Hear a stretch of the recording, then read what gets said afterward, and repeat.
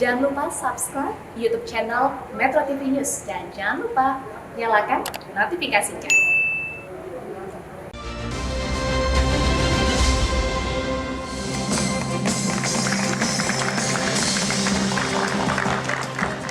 Pak Ahmad, jadi apa saja modus-modus pengumpulan dana yang ternyata terkait dengan pendanaan terorisme? Jaringan terorisme memanfaatkan iklim demokrasi yang menjamin kebebasan dalam berserikat, berkumpul, termasuk menggalang dana ini.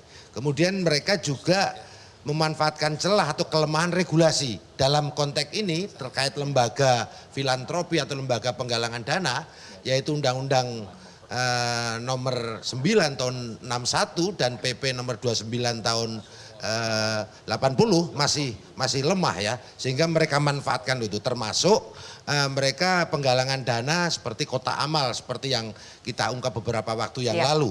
Untungnya ketika penggalangan dana melalui kotak amal itu melibatkan Las Aba atau Lembaga Amal Zakat Abdurrahman bin Auf yang terafiliasi dengan jaringan terorisme Jamaah Islamiyah yang sudah ada di dalam daftar terduga terorisme dan organisasi terorisme. Tetapi kalau untuk ACT itu masih perlu kami dalami, kami koordinasikan dan kami memfasilitasi terhadap para penyidik, dalam konteks ini penyidik Polri maupun kami berkoordinasi dengan panterpart atau counterpart ataupun stakeholder terkait yang lainnya. Dan tentunya kami menghimbau kepada seluruh masyarakat untuk niatan baik di dalam mendonasi ataupun dalam memberikan sedekah, infak ataupun niatan untuk beramal untuk melalui lembaga-lembaga amal yang resmi, yang kredibel, yang mendapatkan rekomendasi dari pemerintah, terutama mereka yang akan mendonasi ke luar negeri. Tapi pemerintahnya juga harus mengawasi dengan baik ya Pak? Gimana? Tapi pemerintahnya juga harus mengawasi dengan baik. Kami selalu mengawasi dan kami selalu solid untuk berkoordinasi dengan stakeholder terkait. Tinggal Pak Dewan regulasinya tolong dikuatkan dan Terima kasih. Bagaimana tuh Pak Dewan, regulasinya dikuatkan pesannya? Ya, mungkin dalam waktu cepat, terutama fraksi kami PD Perjuangan akan mengingat ini sebuah kepentingan yang juga manfaatnya untuk banyak. Jangan sampai organisasi yang niatnya sangat mulia ya digunakan untuk aksi cepat tanggap, untuk kemanusiaan ini dipergunakan.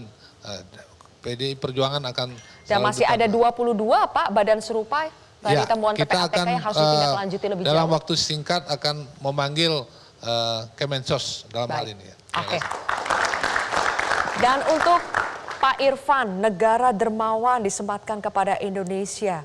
Bagaimana bisa menjaga kepercayaan publik karena sedikit banyak kasus ACT ini berpengaruh pada lembaga-lembaga serupa. Jaminan yang bisa diberikan kepada masyarakat. Ya betul, bahwa lembaga filantropi di Indonesia tumbuh subur dan itu juga akhirnya menjadikan Indonesia menjadi negara paling dermawan, dan itu tentu ada aktivitas edukasi sosialisasi yang dilakukan oleh lembaga filantropi. Nah tentu di sini adalah kami mendukung ataupun juga ingin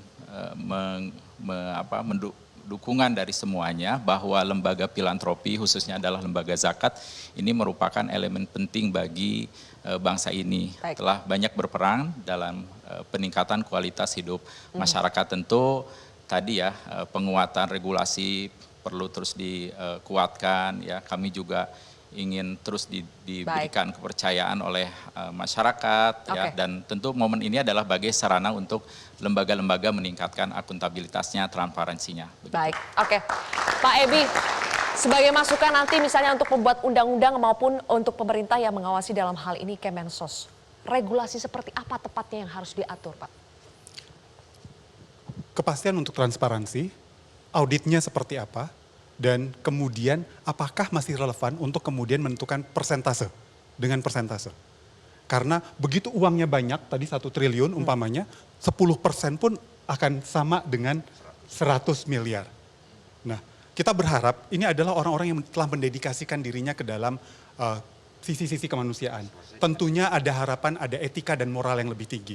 Dan begitu uang banyak, ada kecenderungan untuk kemudian moral hazardnya berada di situ. Jadi regulasinya perlu. Yang saya pikir yang mungkin kita bisa lakukan sebelum undang-undang yang mungkin lama nanti dihasilkan adalah membuat sebuah self-regulatory system, membuat panel di mana charity commission itu terdiri dari PPATK, kemudian BNPT, dan kemudian dari asosiasi untuk berdiri bersama-sama melihat melakukan review terhadap seluruhnya tadi. Jangan sampai kita dengar lagi uang donasi dipinjam buat nyicil rumah, nyicil mobil, biayain sekolah gitu ya. Oke, terakhir untuk PPATK, singkat Pak Novian. Jadi upaya yang sudah dilakukan PPATK diantaranya juga memblokir. Dan selanjutnya apa lagi yang akan dilakukan PPATK, Pak? Ya, mungkin secara umum terlebih dahulu, selain tadi butuh regulasi yang tepat, yang lebih kuat, literasi juga dibutuhkan dalam hal ini masyarakat agar berhati-hati, khususnya tadi. Misalkan berniat baik menyumbang, ternyata dana yang sudah disampaikan ke lembaga yang ia percaya tadi disalahgunakan, misalkan jaringan teroris. Itu kalau di dalam kacamata anti pencucian uang, di dalam undang-undang anti pencucian uang, itu sudah dianggap harta hasil kejahatan. Sehingga kewenangan sudah timbul bagi PPATK untuk memblokir. Dan seterusnya, dan masyarakat yang ujungnya dirugikan. Sampai saat ini sudah bertambah, yang diblokir PPATK sudah 300 rekening. 300? Dari 2 hari lalu baru 60 rekening. Artinya PPATK berkomitmen sebagai sebuah lembaga anti pencucian uang dan juga pendanaan terorisme, menggandeng stakeholders, BNPT, Densus 88 dan pihak terkait, Kemenkumham, Kemensos, solid untuk mencegah hal ini terulang untuk rakyat yang lebih sejahtera. Kita akan lihat ya prosesnya setelah dicabut izin operasional untuk mengumpulkan dananya, apalagi tindakan yang akan dilakukan oleh pemerintah dan juga pihak terkait lainnya. Terima kasih Pak Ahmad, Pak Novian, Pak Ebi, Pak Irfan dan juga Pak Komang telah hadir bersama kami di Kontroversi pada malam hari ini. Saya Zilvia Iskandar, pamit undur diri. Sampai jumpa.